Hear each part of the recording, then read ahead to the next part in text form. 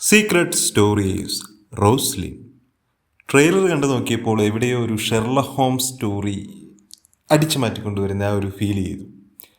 അങ്ങനെ അങ്ങ് മാറ്റി വെച്ചപ്പോൾ ചറവറ എവിടെ നോക്കിയാലും പോസിറ്റീവ് റിവ്യൂ. എന്നാൽ പിന്നെ കണ്ടു കളയാമെന്ന് വെച്ചു. ഒരു ദുരന്തത്തെ അതിജീവിച്ച ഫാമിലി, അതിൽ നിന്ന് കര കയറാത്ത പെൺകുട്ടി. ഭയങ്കര മാജിക്കലായ ഡ്രീംസ് അവളെ എപ്പോഴും പേടിപ്പെടുത്തുന്നു. ഡ്രീംസ് സത്യമായി തുടങ്ങുമോ എന്നൊരു രീതിയിലുള്ള തുടക്കം. ഇങ്ങനെയുള്ള വിദേശ ടച്ച് സാധനം അവിടെ നിന്ന് ഇവിടെ നോക്കി എടുക്കുമ്പോൾ നമുക്ക് പറ്റുന്ന പോലെ ഫാം ഹൗസ്, വിദേശ രീതിയിൽ ജീവിക്കുന്ന മലയാളി ഫാമിലി, ഒരു ഹിൽ സ്റ്റേഷൻ മൂഡ്. കുറച്ച് കഴിയുമ്പോൾ ഈ പെൺകുട്ടി റോസ്ലിൻ, ഈ ക്യാരക്ടർ ചുമ്മാ എപ്പോഴും പേടിക്കുന്നു, ഒരുമാതിരി ബിഹേവ് ചെയ്യുന്നു. ഇത് തന്നെ കാണിച്ച് 3-4 എപ്പിസോഡൊക്കെ ലാഗടിപ്പിക്കും.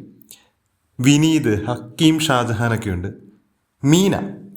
മീന ഒരുമാതിരി ഡബ്ബിംഗ് ആർട്ടിസ്റ്റ് തകർത്ത് പെർഫോം ചെയ്യുമ്പോൾ മീന അതിനൊത്ത എക്സ്പ്രഷൻ ഇടില്ല. മീനെ അങ്ങോട്ട് തകർത്ത് വാരുമ്പോൾ അവർ അത്ര നല്ല ഡീറ്റെയിലിംഗ് ആയി ചെയ്യില്ല. ദൃശ്യം ക്യാരക്ടറിനെ എടുത്ത് ഇപ്പുറത്തോട്ട് വെച്ച പോലെ. ഇങ്ങനെയൊക്കെ ഒരുമാതിരി ലാഗിൽ ചില കല്ലുകടിയിലൊക്കെ പോകുമ്പോൾ പിന്നെ ട്വിസ്റ്റാണ്. ശശികുമാർ IPS എന്ന് പറയുന്ന പോലെ ഒരു സാധനം, ശേഷം മേജർ ശ്രീകുമാർ എന്ന പോലെ ഒരു 2 ഐറ്റം. ഓക്കെ, ഫാമിലി പ്രേക്ഷകർക്ക് പുതിയൊരു അനുഭവമാകാം. പക്ഷെ വിട്ടുപോകുന്ന ചില സാധനങ്ങളുണ്ട്. ഈ 2 ക്രിമിനൽസ് അവർ മാത്രമുള്ളപ്പോൾ പ്രേക്ഷകർക്ക് വേണ്ടി അഭിനയിക്കൂ? അതിൻ്റെ ആവശ്യമുണ്ടോ?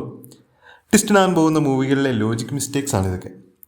പിന്നെ മെയിൻ പോയിന്റിലെത്തുമ്പോൾ അതുവരെ ചെയ്തു വെച്ച പലതിനും ഉത്തരവില്ലാതെ, ഇതൊന്നും പറയാനും പറ്റാതെ ഒറ്റ രക്ഷപ്പെടലാണ്, പരിപാടി തീർന്നു.